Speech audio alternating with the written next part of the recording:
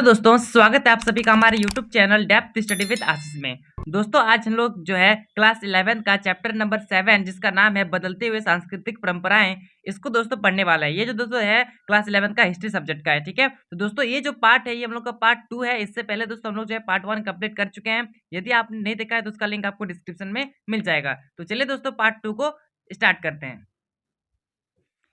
तो दोस्तों पार्ट 2 का जो पहला टॉपिक है वो है मनुष्य की एक नई संकल्पना। तो चलिए दोस्तों इसको समझते हैं। मानवतावादी संस्कृति की विशेषताओं में से एक था मानव जीवन पर धर्म का नियंत्रण कमजोर होना। इटली के निवासी भौतिक संपत्ति, शक्ति, गौरव, सम्मान में ज्यादा आकृष्ट थे। वेनिस के मानवतावादी फ्रांसिस्को बर्बारो ने अपनी पुस्तक में संपत्ति अधिग्रहण करने को विषय गुण कहकर उसकी जो है तारीफ की थी। किसने दोस्तों? न फ्रांसिस्को बर्बारो ने। ठीक है, आगे समझिए। लॉरेंजो वल्ला कहते थे कि इतिहास का अध्ययन मनुष्य को पूर्णतया जीवन व्यतीत करने के लिए प्रेरित करता है। तो दोस्तों ये जो लॉरेंजो वल्ला है ये एक इंसान का नाम है जो क्या बोलता है कि जो इतिहास का अध्ययन है इससे हम लोग दोस्तों जो है पूरा जीवन को जो है व्यतीत करने के लिए प्रेरित करता है। मतलब जीवन को किस तरह से जीना है इसको दोस्तों जो है सिखाता है। यदि हम लोग हिस्ट्री पढ़ते हैं तो दोस्तों इसमें हम लोग ये समझ में आता है कि जो पास्ट में जो है गलती किया गया या फिर जो भी चीजें हमको सीखने को मिलती है वो चीजें दोस्तों हम लोग जो है अपना प्रेजेंट में लागू करते हैं। ठीक है, लॉरेंजे की पुस्तक ऑन प्लेजर में भोग विलास पर विलास लगाई ईसाई की रोग आलोचना की। ठीक है दोस्तों, ये जो लॉरेंजो है ये अपनी पुस्तक ऑन प्लेजर में बताते हैं कि ये जो है ईसाई लोग वो जितना भी दोस्तों भोग विलास मतलब अमीरी वाला जिंदगी जीते हैं उसको रोक लगाने का बात यहाँ पे कहा गया है। किसकी पुस्तक में? लॉरेंजो वल्ला। ठीक है, चलिए आगे समझते हैं। इस समय लोगों में अच्छे व्यवहार के प्रति जो है दिलचस्पी आ रही थी, जैसे कि विनम्रता से बोलना, अच्छे से बोलना, ठीक है, अच्छे से लोगों से बात करना और अच्छे अच्छे जो है दोस्तों कपड़े पहनना। इस तरह के कामें जो है यहाँ पे इन लोगों को अच्छे लगने लगी थी। मानवतावाद का मतलब यह भी था कि व्यक्ति सत्ता और दौलत की होड़ छोड़कर दूसरे माध्यम से जीवन को व्यतीत करे। देखिए दोस्तों हम लोग जो है मान लेते हैं कोई भी इंसान है वो यही चाहेगा कि हम मेरे पास जो है सत्ता हो, मतलब हम शासन करें इस जगह पर, या फिर हम मेरे पास बहुत ज्यादा दौलत हो, बहुत ज्यादा पैसा वैसा हो। इस तरह से हम लोग जो है अपना जिंदगी व्यतीत करना चाहते हैं। लेकिन दोस्तों ये जो है मानवता ये बोलता है मानवतावाद कि ये जो है सत्ता को उसको भी छोड़कर, दौलत मतलब पैसा वैसा उसको भी छोड़कर एक अच्छा जिंदगी जो है जिया जा सकता है। ठीक है, ये किसके तहत कहा गया है? ना मानवतावाद के तहत। ठीक है, चलिए आगे समझते हैं महिलाओं की आकांक्षाएं। मतलब इस समाज में दोस्तों महिलाओं की क्या आकांक्षाएं थी, महिलाओं का क्या महत्व था, ये सारा चीज समझेंगे। अभिजात वर्ग और संपन्न परिवार के पुरुषों का प्रभुत्व था। महिलाओं की स्थिति अच्छी नहीं थी। मतलब जिस प्रकार से दोस्तों अभी आप पढ़ रहे होंगे ये चैप्टर को तो दोस्तों आप समझ में आ पा रहे होंगे कि ये जो महिलाओं की स्थिति थी उस समय भी दोस्तों बहुत ज्यादा निम्न थी। ठीक है, बहुत ज्यादा नीचे थी। घर एवं परिवार के मामले में पुरुष निर्णय लेते थे। मतलब दोस्तों कोई भी निर्णय लेना होता था, कोई भी डिसीजन लेना होता था तो उस घर में, उस परिवार में जो भी मुखिया होता था, जो भी पुरुष होता था वही निर्णय लेता था। स्त्री का कोई हक नहीं था। छोटे लड़कों को चर्चों में सौंप देते थे और ये दोस्तों धार्मिक कार्य कहलाता था। दहेज को पारिवारिक कारोबार में लगाते थे। जो दोस्तों दहेज आपको समझ में आ रहा होगा। ठीक है, ये दहेज जो है दोस्तों पारिवारिक कारों में लगाते थे। महिलाओं का अधिकार नहीं था कि पति को कारोबार में कोई राय दे। ठीक है, महिलाओं का कोई भी अधिकार नहीं होता था कि वो जो है अपना पुरुष को जो है अपना हस्बैंड को जो है किसी प्रकार का सलाह दे कि आप जो है इस तरह से कीजिए, इस तरह से कीजिए। ठीक है, इस तरह का कोई भी जो है अधिकार महिलाओं को प्राप्त नहीं था। अगर पर्याप्त दहेज ना मिले तो शादीशुदा महिला को जो है कहाँ भेजा जाता था? ईसाई मठ में नन का जो है जीवन व्यतीत करने के लिए भेजा जाता था। ठीक है, तो ये सारा चीज तो हम लोग समझे है कि नन क्या होता है और एक होता है दोस्तों मोंग।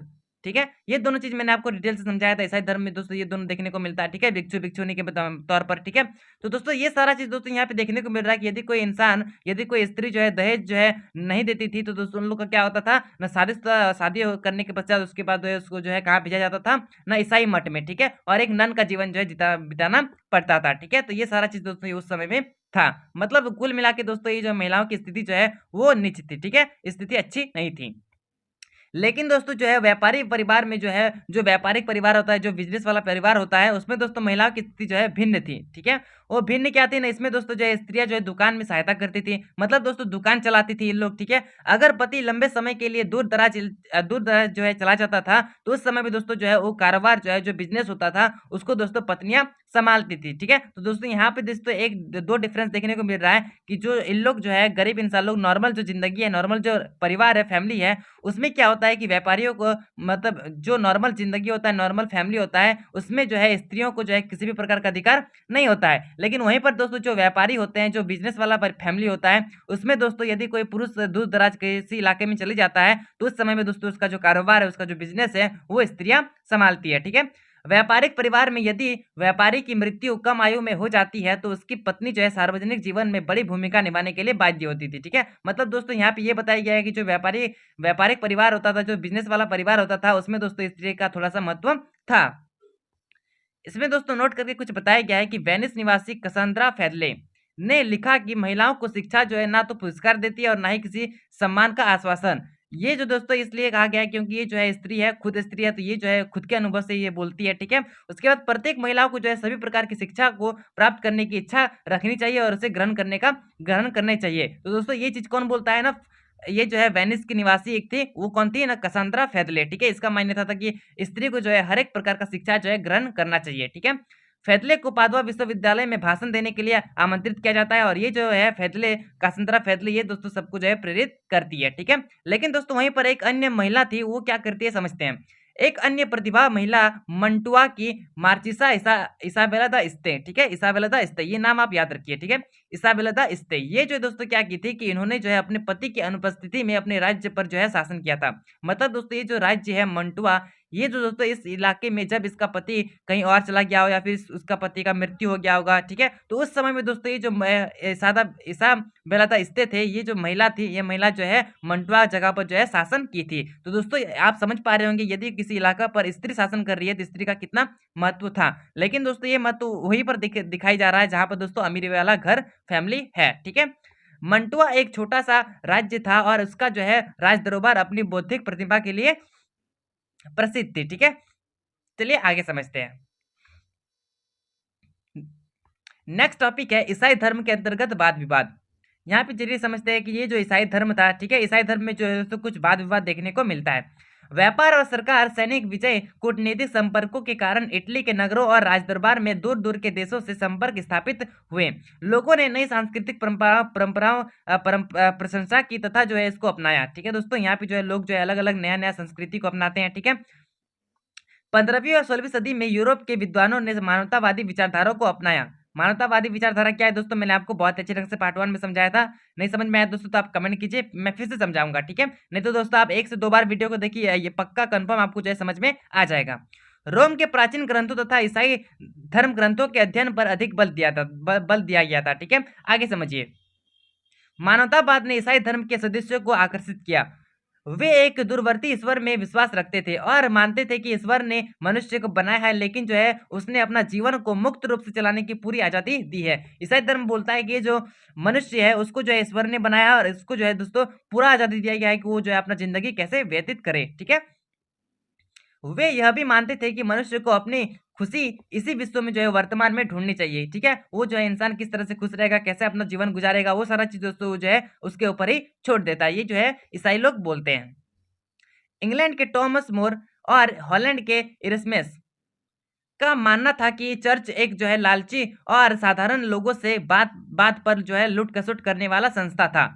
दोस्तों ये जो है टॉमस मोर और हॉलैंड के इरस्मस, इन लोग दोनों का मानना था कि जो इस चर्च होता था, जो ईसाई धर्म का जो चर्च होता था, वो एक लालची जगह था। वो लोग जो है लूटने के लिए जो है इन लोग जो है कुछ काम करता था। इसके लिए दोस्तों एक उदाहरण दिया गया है, यहाँ पे आप समझ ही पाइएगा कि यहाँ पे बताया गया है कि पादरियों मतलब ईसाई मतलब जो चर्च में रहते थे, ठीक है? तो दोस्तों पादरियों का लोगों से धन ठगने का सबसे सरल तरीका था पाप स्वीकारोक्ति नामक दस्तावेज था, जिसमें दोस्तों जो है व्यक्ति को जो है उसके सारे किए गए पापों से छुटकारा दिला सकता था। मतलब दोस्तों यहाँ पे बताया गया है कि यदि कोई इंसान कितना भी बड़ा पाप कर ले, यदि इस पाप को ये जो है अपना ज़िंदगी से मिटाना चाहता है, तो दोस्तों आ जाएगा ईसाई के पास, पादरी लोगों के पास और वहाँ पे दोस्तों वो जो है एक पुस्तक का नाम है, जो क्या नाम है ना, पाप स्वीकारोक्ति। ये स्वीकारोक्ति नामक दस्तावेज से, इस पुस्तक के माध्यम से उसका जो पाप है वो धुल जाएगा, उसका जो पाप है वो मिट जाएगा। ये कौन बोलते हैं ना, पादरी लोग, और इससे जो है दोस्तों इससे जो है इस इंसान से जो है पैसा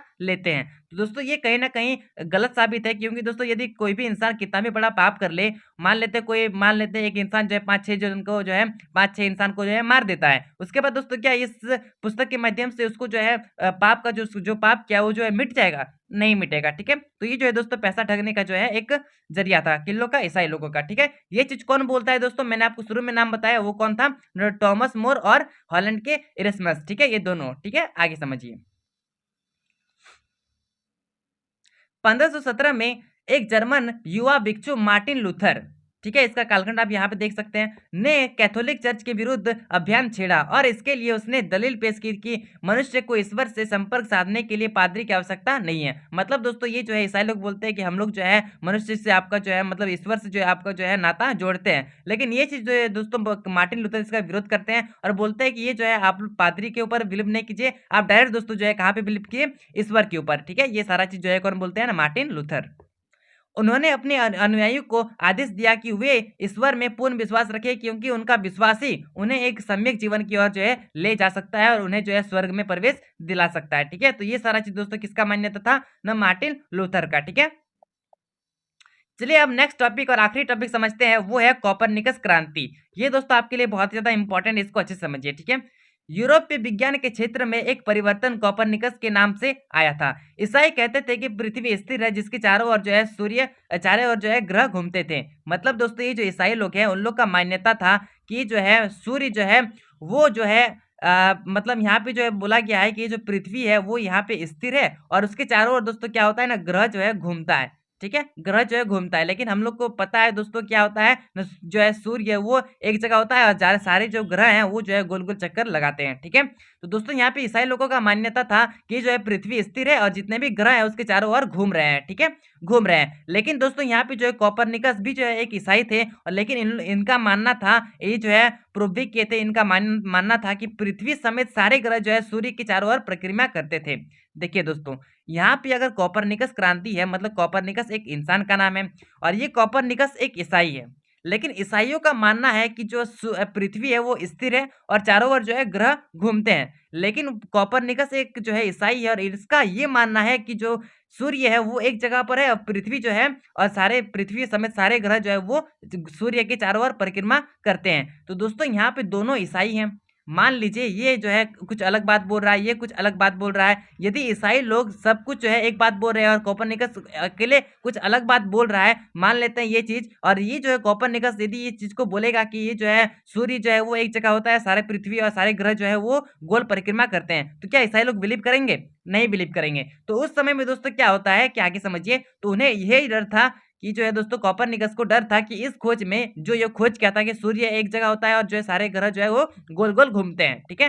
तो ये चीज जो जो इसको खोज किया था कोपरनिकस ने, तो ये ईसाइयों में घोर प्रतिक्रिया उत्पन्न हो सकती थी, ठीक है? इन लोग के बीच जो है झगड़ा हो सकता था। इसलिए दोस्तों वो जो है अपनी पांडुलिपि द रिवोल्यूशन ये जो है उसको जो है प्रकाशित नहीं करता है, मतलब इसको जो है छपाई नहीं करता है, इसका जो है पब्लिशन नहीं करता है। तो उसके बाद दोस्तों ये जो है बोलता है कि मृत्यु से पहले उन्होंने जो अपनी पांडुलिपि अपने अनुयायियों को, जिसका नाम है जोसिम रिपकिस, दोस्तों इसको जो है सौंप देता है, ठीक है?